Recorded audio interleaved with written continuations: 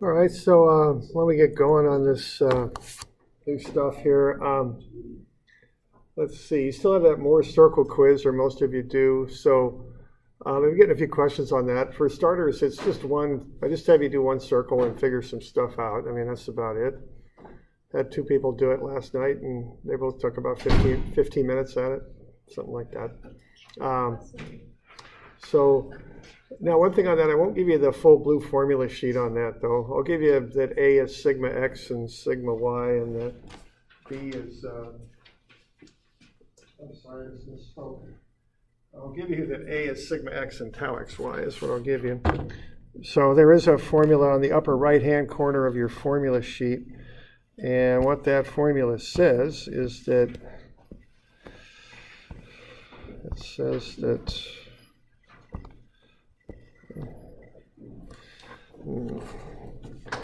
well, this thing, oh, maybe I need to pick that. I bet I do.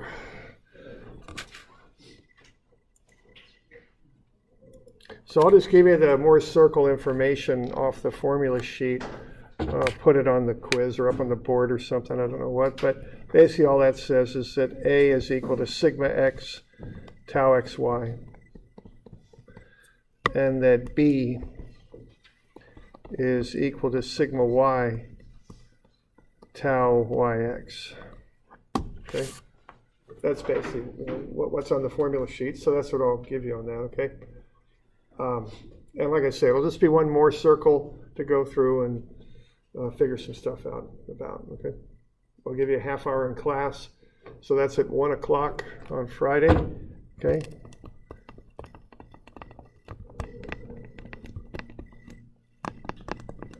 And that'll just go to 1:30. We'll do a few things in class after that, okay?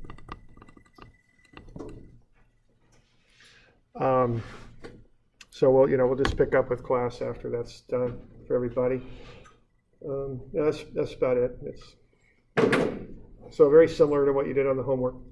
I don't know if I'll ask you all of that stuff because it's an awful lot to do, but I'll ask you enough of it so I can see if you know how to use Moore circle. Okay. So any questions on that stuff? What I just said there? Do you use a protractor? No, you don't have to draw it to scale. You have to use trig and go through that process. So if you wish, you could bring a protractor. It doesn't bother me, but and a circle template if you wanted, but it's not required. And the one thing again, I'd advise you. I'll give you a kind of a piece of grid paper on there. Just put a circle in there right off the bat. Put it in the middle. Then set your 2 points wherever they happen to be, and then put your axes in after. Okay. Because like I said, if you put the axes in first, sometimes your circle ends up on one side or the other, and you have to draw it real small and all that. So I just put a big circle in the middle and kind of work the rest of it out from there. It's usually what I do. Okay. All right. And then we'll have class after that. So any questions on that one?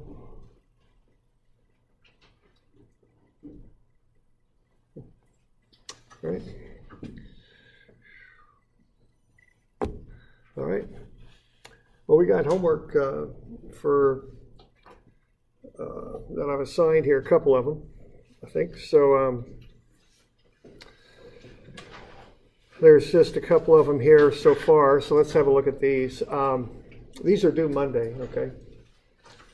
So let's have a look. So this is 221. Now what you're doing there on 221 is you've got stresses that are given. And what you want to do is find what that plate will look like after the stresses are applied. Okay, that's the deal. So what you want to do is you've got biaxial stress and that's given. You want to go from biaxial stress to biaxial strain. And that's done with Hooke's law. Okay, that's that stuff that we worked with a little bit a while back. So, and I don't remember the formulas, but they're over on the right-hand side of your formula sheet and on the front, and they're labeled Hooke's law. And then you go from stress to strain. That'll get you biaxial strain, which are the strains in the x and y directions. And then once you've got those, you can figure out the lengths of the sides And once you've got that, you can plot them up. That's the process for this thing, is going through those steps. Okay.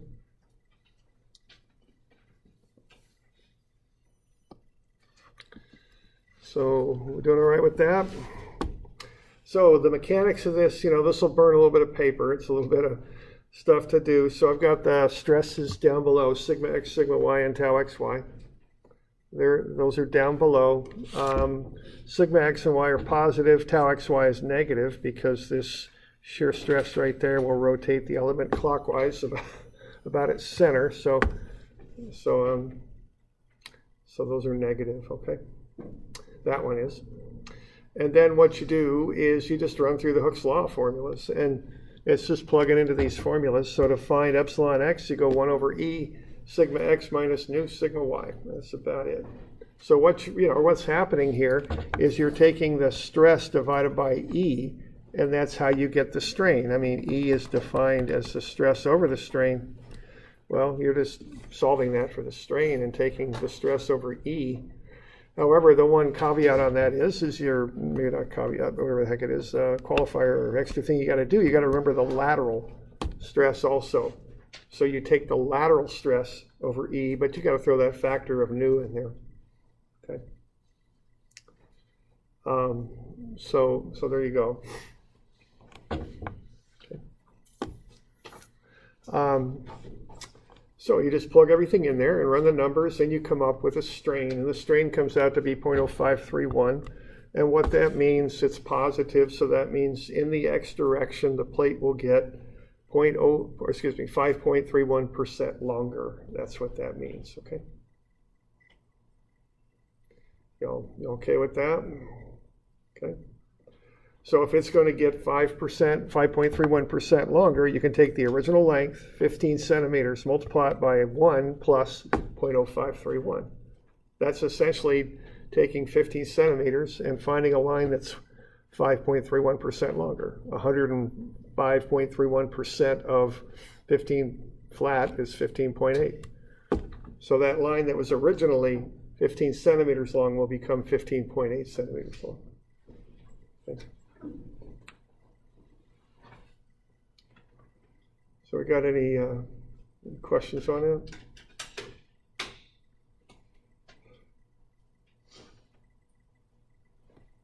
Okay. And that's the deal on this. There's 3 formulas to use. You just plug into them. I mean, it's not, if you know what formulas to use, it's not too much to it. So you do the exact same thing for epsilon y. There's an epsilon y formula. Plug into it, and you'll get the final length, 12.26 centimeters. And then you do the same thing with epsilon z. Even though there's no loading in the z direction, you get the lateral effects of sigma x and y both. So when you run epsilon z, it'll get thinner that way. You're stretching it out in the x and y direction, so it gets thinner in the z by 2.5%. So that original 2 centimeter thickness becomes 1.95. Okay. So those are the normal strains there and the new lengths. And then the other thing that you look at there is the shear strain. And to get that, you take the shear stress over G, and that'll come out to be negative 0.0625. And what that means is that's an angle of 0.0625 radians. It might seem a little odd, but the negative actually means the lower left-hand angle gets bigger. Okay? So the negative, the sign convention on that is the lower left-hand angle gets bigger. So the new angle, originally it was 90 degrees, pi over 2 radians. It gets 0.0625 radians bigger, so that's 1.633 radians. If you convert that back to degrees, that's 93.6 degrees. So that angle in the lower left-hand corner won't be 90 degrees anymore, it'll be 93.6. Okay.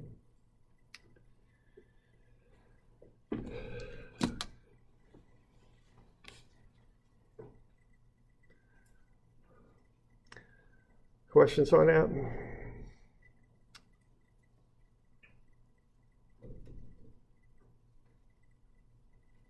Okay.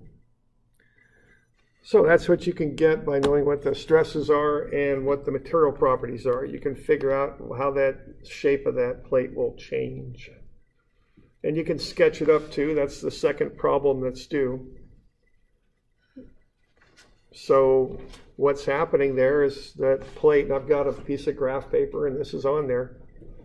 The 15 centimeter line is now 15.8 and the 12 centimeter line is now 12.26. Now, when you do this stuff, you need to kind of define a reference point. I'm going to call B the reference point. That's the point that doesn't move. Some point on there, in order to show deformation, you've got to declare something to be stable, a datum, something you measure from. And that can be a little bit situational, which one you pick, okay? So I'm going to pick B. So what that means is A and C are going to move out away from B. So A goes, each one of these small boxes is half a centimeter. That's the scale we're using. I don't know if that's the actual size, but maybe it is. I can't remember. But so each one of those will kind of represent half a centimeter. So 15.8 will be half plus more. You know, that's 0.8 right there. And here we've got, what was it, 16.25 or something, or 12.26. There we go. So that moves out 0.26, which is about half of one of those boxes. Okay. Now that's pretty straightforward. You're just kind of considering B to be an origin and kind of stretching out from there, or if you had negative numbers, you'd compress in towards there. Now the thing that's maybe a little bit trickier is the shear angle. So the shear angle is going to get bigger at B. Now, the shear strain was negative 0.0625, which came out to be 3.6 degrees. So if this angle at B gets bigger, what that means is both of these lines are going to move out. They're going to rotate out. BC will rotate clockwise and BA will rotate counterclockwise. And the net effect is the angle at B will get bigger. So angle ABC will get bigger, all right? Now, in order to plot that, you kind of have to make an assumption, again, what your reference is. So what I'm going to do, I'm going to take half of the shear strain on each line. That way the sum of the two rotations of BC and BA, the sum of those two, will be the 3.6 degrees, which is the 0.0625 radians that I want. Okay, so I take half of 0.0625, I get 0.03125. Now that's an angle in radians is what it is. It's also a tangent of an angle. So what you can do is you can take that angle in radians and multiply it by the original length of the line that you've got, and that'll tell you how far it rotates, how far it kicks out, so to speak. And you know, I don't know, I've done a fair amount of surveying. You know, I know y'all probably haven't, but you know, set a line, turn an angle, you'll kick a point over is what you do. You know, it's, I don't know if that makes sense here or no, but that's what we're doing here, okay? We're just kind of taking a line and just rotating it, and when we rotate it, it'll move, that point there will move. So point C will move down a little bit, and that will move down by 0.469, about half of about a full box, which represents half a centimeter. And A will move to the left, 0.375. So those red points are the final locations of A and of C, assuming that B remains constant and that half of the shear strain comes out of each angle, each side, okay? You all good with that? Any questions on it? Okay. So when you connect the dots, you'll end up with something like that, okay? That's the final shape. And again, I'm a civil engineer, not mechanical, but you know, this might matter in mechanical because if you learn more about mechanical design and things, you have what are called tolerances. You know, you can't ever build a shape to an exact, or a part to an exact shape. That isn't possible. So what you do, you define a plus or minus for how to build the part. It can, you know, if it's supposed to be 8 centimeters, you could say, well, we can live if it's 7.9 to 8.1 centimeters. We can live with that. And what happens is your tolerances get smaller and smaller. What goes up? Tolerances go down. Cost. Cost, yeah. Lesson number one I got in engineering was one of the people working there said, David, remember, nobody's in this business for the glory, is what he told me, okay? And that was good advice, okay? So, so you watch your tolerances. So what happens if you start loading these things up, if you've designed some mechanism that bears load, it's going to change shape when you load it. And you might be concerned about that to make sure you're not getting what's called interference. If you have too much deformation and you got moving parts, they can start banging into each other and doing things. Think of inside of a internal combustion engine, the motor in your car. I mean, those are very tight tolerances to make that thing work, And somebody's got to decide, we can have this much allowance in the rings, Someone's got to make that decision, okay? So, and again, I don't know how big a role this plays in mechanical design, but it could affect it. And I had a student once talk to me about how they did have some interference on it was a conveyor belt, and they were looking at stuff like this to figure out what was going on. Okay.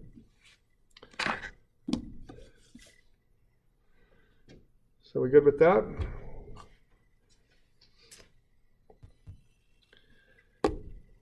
And way back when I had a Volkswagen Bug, and I had I had a 412 Volkswagen at first, but I had a friend who was pretty good with mechanics. He was telling me that the Porsches, the 914s, was it? I mean, they were the same design. They were air-cooled and every dang thing, as the Volkswagens. They just had about 10 times the tolerance. They're much tighter engines, is what he told me. I don't know if that was true or not, but there was a Porsche that had a air-cooled engine in the back, just like Volkswagens did. And he told me they were the same thing. I don't know. Maybe he was pulling my leg. I don't know. All right, so that's the bit on the homework. That's due Monday. So for those of you online, we did a little Google image investigation and decided my friend was exaggerating a little bit, that these Porsches look just a little bit different than those Volkswagen engines do. Well, actually, my neighbor told me that his son put a Porsche engine in his Volkswagen. I don't know. He said he had that car. Those things were like little go-karts. He said he had it on the ramp. He lived in Salem. He was going from the Kubler ramp up I-5, had it in third gear, and he said he had the thing up to about 80 or 90 on the clover leaf before he even knew what hit him, because the engine was a little oversized for the car. So I don't know, that's what he told me. Now, I don't know, maybe all these people are lying to me. I don't know. They tell funny stories, though, so I guess it's okay if they're lying to me. What the heck? But anyway, that's what he told me. All right.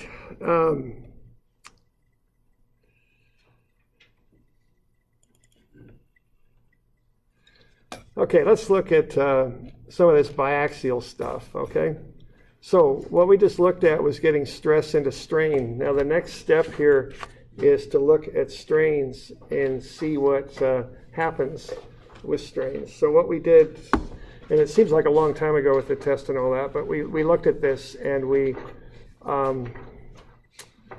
looked at deformations and strains within an element. And what we came up with is, if we know the strains that act in the X and Y directions, which we just found out by doing that analysis there with Hooke's law, if we know those, and we should be able to figure those out pretty readily when we do design work, and we know the angle that we're interested in, we can find the strain at any angle we're concerned with. This is page 490, I think. So we can find the strain at an angle theta, and that's called epsilon x1. That'd be the normal strain. We can find the shear strain at an angle. And keep in mind this idea of shear strain, okay? Shear strain is actually the rotation of two lines. Shear strain would be this original 90-degree angle turning into something other than 90. To get the shear strain, you add up to the rotations of two lines, alpha and beta. So we have a formula, the one we use primarily is for alpha, where you can figure out how far one line will rotate. Okay. These are all on your formula sheet. We can also do biaxial strain for principal strains. If we want to find the biggest strain, the biggest shear strain, the biggest normal strain, and the relationships are quite similar. You've got two principal normal strains. The shear strain on those planes is 0. 45 degrees off of those planes, you've got the maximum shear strain, et cetera, et cetera. So you've got these biaxial relationships that are very, very similar. Okay. So why don't we look at an example here, and let's just do a little biaxial strain here, just for fun, I guess. So what we've got here is an element, and this is jumping ahead just a bit, isn't it? What page are we on? 530. 530? Okay, thank you. 530, so page 530 there. Let's have a look. So let's say we've got a plate here, and we know the strains in the X and Y directions, just like we found, when we looked at that homework a minute ago. And here they are. Now notice I didn't call them out as numbers. Well, I called them out as numbers, but I didn't show the signs on them. Okay, so let's get these things put into our little chart over here to the left with the proper signs on them. Now, remember that micro means 10 to the minus 6. Strains are commonly very small, so we often designate them with that little micro subscript. So that first one looks like positive because that original rectangular plate is getting bigger. The next one's it's getting shorter. And then this angle here is getting smaller. Now what's happening there, we've got a little different convention on how we're showing that than the way that I just did it. The lengthening and shortening are shown in the same way. I've got a reference point over here that I'm referencing to. I'm exaggerating them just so I can write them down as legible dimensions, but I'm showing them much the same way. But the angle I'm doing a little differently here. On this schematic type sketch, what I'm doing so I can put in one dimension, I'm saying this is my reference line and it's not going anywhere. So I've got the lower left-hand corner and the horizontal edge as my reference now. They're steady. They're a datum. They're not moving anywhere. That way all the strain comes out on one side for shear and I can dimension it. In this case, it's 210 micros. Angle's getting smaller, so that's a positive, okay? Okay, so this is a little bit more schematic way of drawing things up. I'm holding the lower left-hand corner and the lower horizontal edge as my reference, my datum, whatever you want to call it. Okay. Now, so we're good with that? Okay. Now I need an angle, okay? Now, this is a little different here, and there's a reason for it. What I want to do, I want to figure out what's going on here at 30 degrees for whatever reason. I want to find the strains at 30 degrees with the horizontal. But that's how I measure the angles for strain. With stress, you measure them from the vertical plane. With strain, you measure them from the horizontal. So that's counterclockwise 30 from the horizontal, so that goes in as a positive 30. And then at 90 degrees to that, I'll have plus 120, which is 30 plus 90. Okay.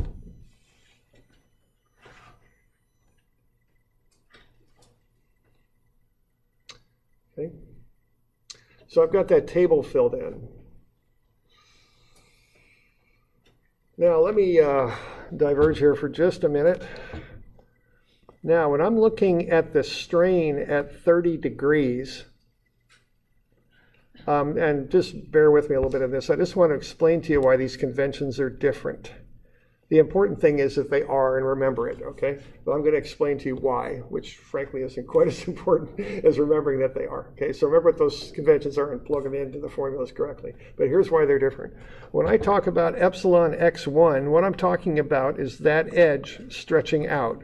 So that there would represent epsilon x1, okay? Now, when I look at the stress that has the most influence on that, you might say, what I'm looking at is the stress on that plane. You all with me there?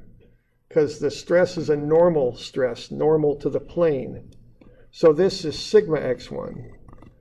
So there's the reason why they reference the angles differently.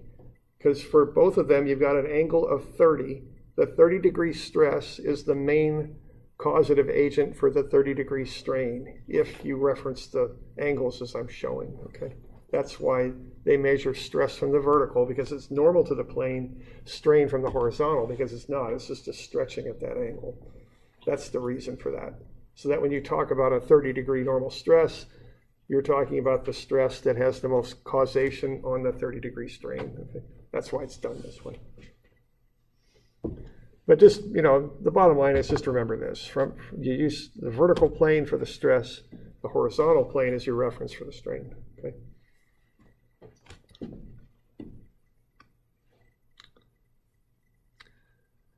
Questions on that?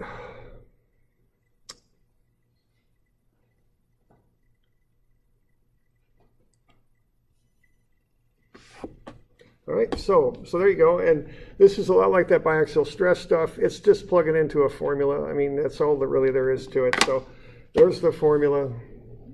It's on the back of the formula sheet for strain. So you just plug in epsilon x, epsilon y, gamma xy, and theta. So theta is 30, so 2 theta is 60. And you just plug into there and you get the strain at 30 degrees. Now notice I don't carry the 10 to the minus 6 through. It just clutters everything up. So I just put it in at the end. Okay, I don't bother with it till the end. Which is that micro symbol, means 10 to the minus 6. It's a cluttered enough equation to begin with. I don't want to be throwing 10 to the minus 6 everywhere into it. Just confuse me. Okay, so I just put the numbers in there and add the 10 to the minus 6 when I'm done. And that's the same as the biaxial stress formula, with the exception of that 2 under the shear. That's the only difference between that and the biaxial stress formula. And that's on the back. I don't have a formula sheet with me, but it's on the back. I think it's the formula in the very upper left of the back side of your formula sheet, I think is what it is. All right. So that's epsilon x1, the strain at 30 degrees. You can do the same thing for epsilon y1, except you use a different angle. Instead of 30, you use 120. Okay, so what we're doing here, we're taking 30 times 2 is 60. That's, because the formula calls for 2 theta. So that's where those 60s come from. And then what you do, you take 30 plus 90, you get 120, and then 120 times 2 is 240. That's where these are coming from, okay? So what I'm getting there are the strains on that element in the x1 and y1 directions. So it's 188 and negative 400.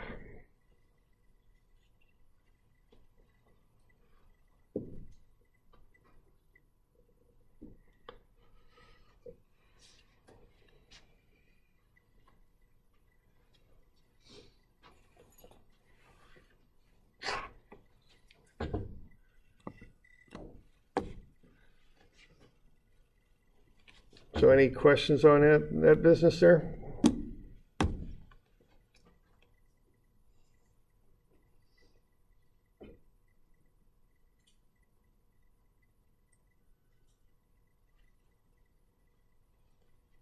Okay. And just like with the stress, there's a little shortcut formula. If you got epsilon x and y, which you will, and if you just found epsilon x1, which we just did, you could use this little formula to find epsilon y1 if you wanted. It's on the formula sheet too, on the back. Okay.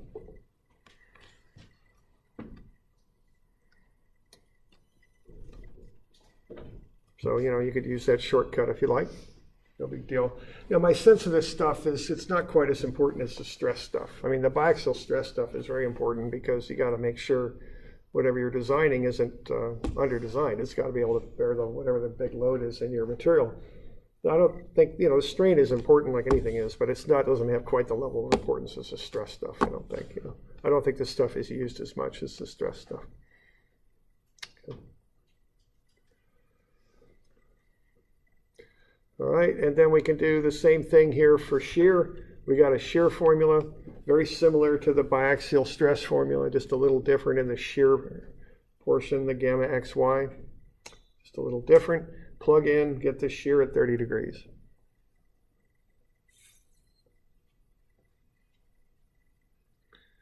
So you can find the strains at any angle you want using these formulas. So remember, strains lead to deformation. So if you're interested in how something you're building is going to deform at some angle, these formulas will tell you how that will happen.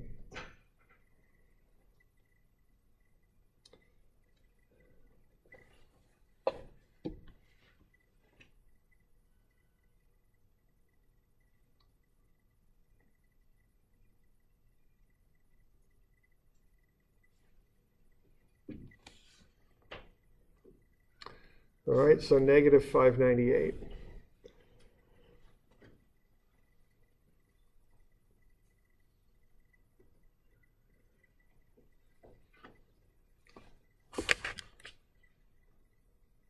Okay. All right, now what we're interested in is what this thing will look like. So I think I put a little element down there at the bottom at 30 degrees. That's a square. So kind of how I think about this is I started off with a plate with no load on it, and I drew a square at 30 degrees with a Sharpie or something like that, or I etched it in the plate. Then I load the plate, and it does what I'm showing there. It has those strains in the X and Y directions that I'm showing. I want to know what's that square going to look like that I etched in the plate after those loads are applied. And this will get me a dimension schematic of what that square will look like. It'll look something like that, okay? So in the X1 direction, it gets 188 times 10 to the 6 longer. In the epsilon Y1 direction, it gets 400 times 10 to the minus 6 shorter. And the shear strain is a negative 598, so that means that that angle gets 598 times 10 to the minus 6 radians bigger. Now this is a schematic. The amount of deformation is greatly exaggerated just so you can dimension it. And you're holding the lower left-hand corner and that lower line as your data. They're assumed not to move. Okay? So that really isn't an extremely accurate picture, but it's, you know, it allows you to dimension is really what it does.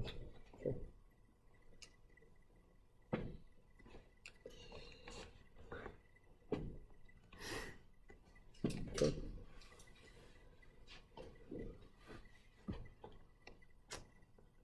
Questions on that?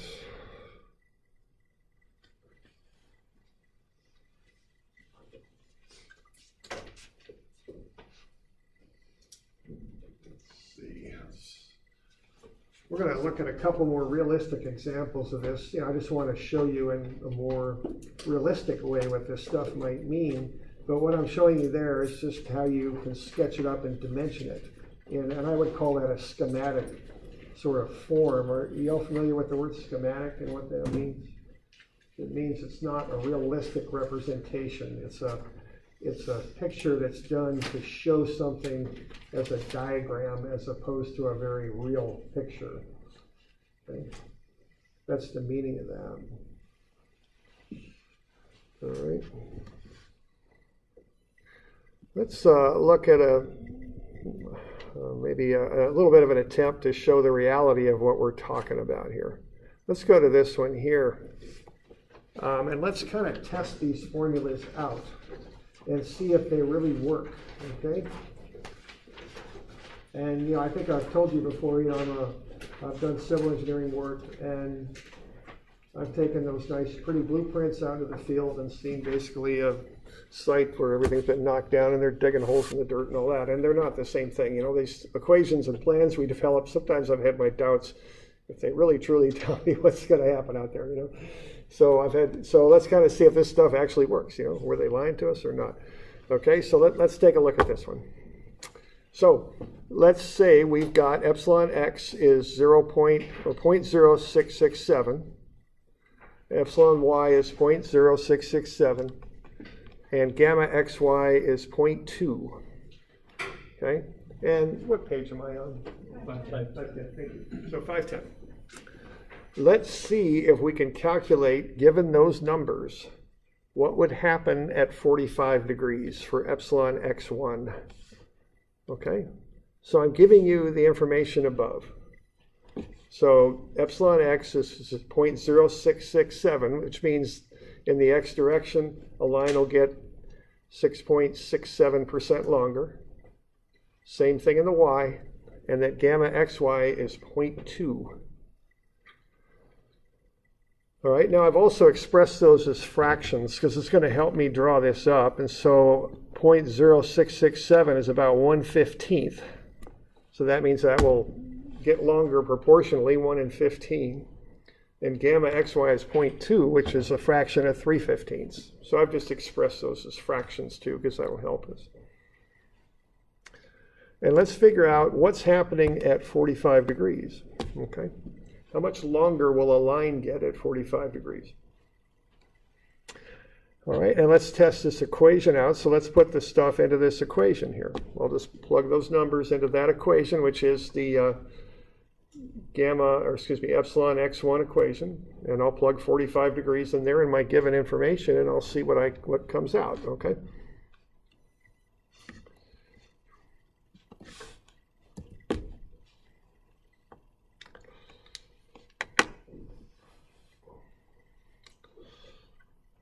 And when I do that, I get a fair amount of stuff that zeroes out there. Not everything, of course, but some of it does. That middle term zeroes out because that's a cosine 90, so that'll go away. And the first term will be 0.0667, and the last term will be 0.2 over 2 times sine of 90. That'll be 0.1. So that will get me the normal strain at 45 degrees. Now that's a big normal strain. So that's one thing I'll point out to you is I've kind of mentioned this before, that I use very exaggerated strains so we can look at them. Engineering materials aren't meant to get 16%, 17% longer. That would be crazy for steel or something, you know. Now maybe, you know, if you're doing plastic or rubber, I don't know, but you know, these are very large. So, and what I mean by that is we're taking some of the assumptions that went into this formula, and we're pushing them out a lot. I mean, you know, we made some simplifying assumptions in there that dropped some stuff out of those equations. We're pushing on those assumptions because these strains are so large. But all the same, let's see if this works. So what we're saying is if we have these strains in the x and y directions, what ought to happen at 45 degrees is a diagonal line at 45 degrees ought to get 16.67% longer. That's what these equations predict. Okay. All right, so what I've done there is I've done that little drill like what we did for the homework here half hour ago to that original square. So what I've got there is a square that's 15 by 15 little boxes long, and I've strained it by the amounts that I showed at the top of your page. So in the x and y directions, I've strained it by 0.0667, which, as I mentioned, is 1/15. And of course, you know, I did that on purpose because I made the box 15 long, so that means it'll get one longer in the x and y. Okay, and I'm holding this lower left-hand corner here steady. Okay, y'all good with that? And then what I'm doing, I'm kicking over for that positive shear strain of 0.2. What I've got for that, did I write any of that down? I didn't. Okay, so what I've got for that is a shear strain gamma xy of 0.2. What that is 3/15. So if I make my half of the angle comes out on either side assumption, that will get me a proportional shear of 1.5 over 15. So what I'm doing is I'm kicking out 1.5 this way and 1.5 that way to show that shear strain. So the total shear strain is the change in that angle. What I'm doing, I'm rotating each line by half the shear strain. And I've got everything based on 15ths because I mean, that way I make that box 15 long so I can kind of proportion everything in. Y'all with me there? 1/15 and 1.5/15. So I'm holding that lower left-hand corner steady, and then I'm just moving these endpoints of the vertical and the horizontal sides by the strains that I indicated at the top in the x and y directions. And then I'm drawing parallels into the top because they'd be parallel to the bottom, and the right side parallel to the left side, and I come up with a new corner. See, this corner just did that, okay? it moved. That got longer at 45 degrees when I apply these strains in the X and Y directions. Okay. So what I did, I applied the X and Y strains. Now let's have a look at what happens at 45 degrees. Now the original length there, I know this is a bit hard to read, but there's 1, 2, 3, 4, 5, 6, 7, 8, 9, 10.5, about 0.8. That's about 10.8 centimeters on the diagonal for the original length. Okay? That was the original length before it got strained. But now we're saying the strain's going to be 0.1667. That's what our mathematical model predicted. So if we start off with that original length of 10.8, using my model, I should get 1 plus 0.1667 times that for the final length. It ought to be about 12.6. That's what this model predicts. So what I'm looking at is what this model predicts, and it says the length of this new line here from the original corner to that far diagonal ought to be 12.6 now. Okay.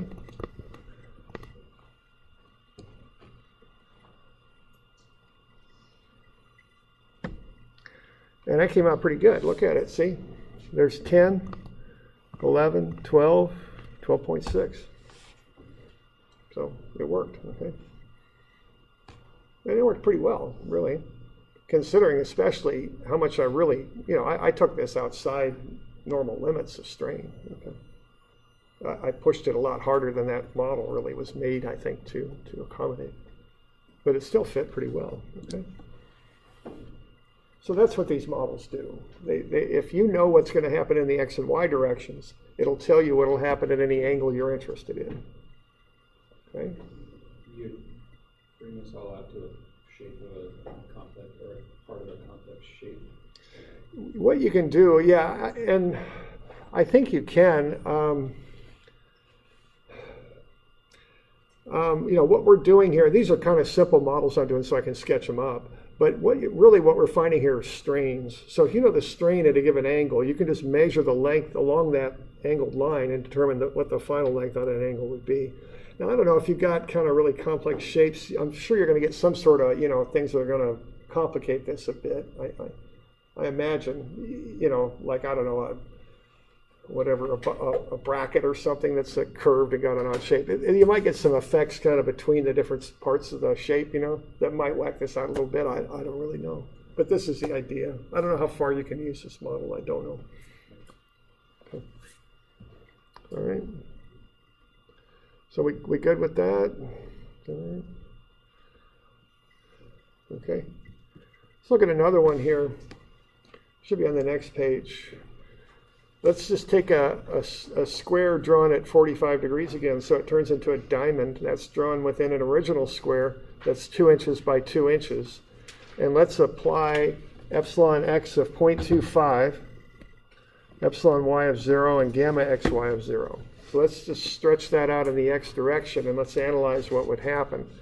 So what's going to happen, we're just going to stretch this thing out, and this time I'm holding the center point constant is what I'm doing. So for my reference, I'm using the middle this time.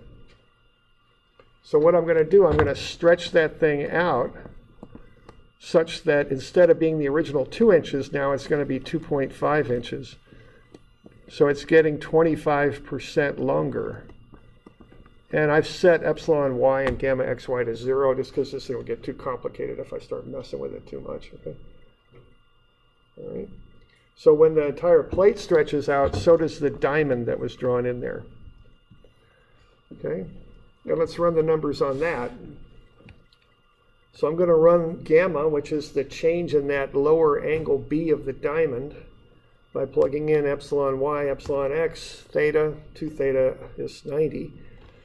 Gamma is 0, cosine 2 theta is 90. And then I'm also going to find alpha there, which is the rotation of a line. So kind of keep straight the difference between the two. Gamma is the change of an angle. Alpha is the rotation of a line that makes up one side of the angle. So what I'm coming up with there for gamma is negative 0.25 radians, which is 14.3 degrees. It's negative, so that means the angle should get bigger by 14.3. Alpha, when I run it, is negative 0.125 radians, which should mean the line should rotate by 7.2 degrees. Okay.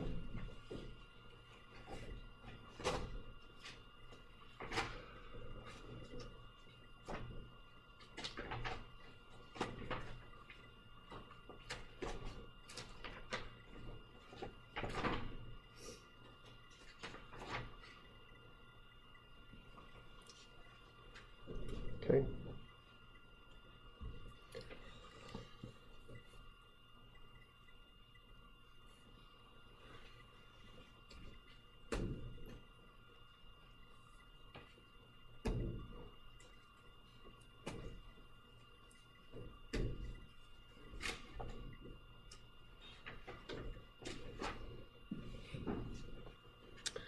All right. So I run those numbers.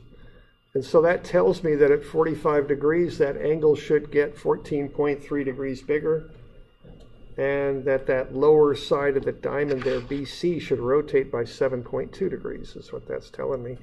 So again, I can go ahead and look at this, and you can tell, see, that angle was 90, but when you stretch it, it's not 90 anymore, it's bigger. And this angle in here is 45, but that angle isn't 45 anymore. It's gotten a bit smaller there, hasn't it? Okay, so again, that's what this stuff does. It tells you how something will deform at a given angle. Okay, so let's have a look. And I know this protractor is a little bit, a little hard to read, but see, that was 90 there. ABC was 90. What is it now? It's going through here. Okay, what do we got? That looks like 90. Here's 100. We got about 103.5 this time. It's supposed to be 14.3, so it was supposed to be 90 plus 14.3. The mathematical model predicted 104.3. I measure 103.5. Not a perfect fit, but again, for 25% strain, which is just huge. I mean, these models don't work perfectly for that large of a strain. And then you could look at how that line rotates also. Okay.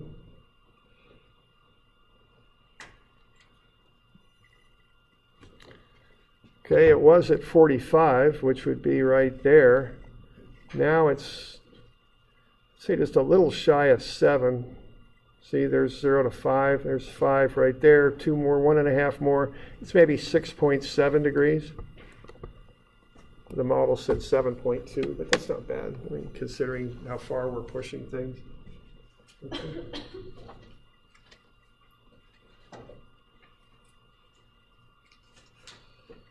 All right, why don't we see if we can't do a couple of these. These will be due Wednesday. How about 231?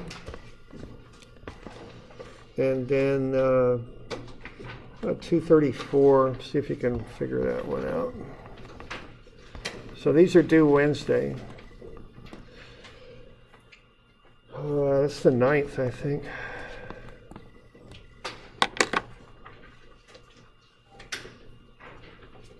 Okay. For 221? Right, 221 and 221B. Those are due tomorrow. 221 and 221B. Yeah. Or no, Monday. I'm sorry, Monday. Thanks. They're due Monday. Okay.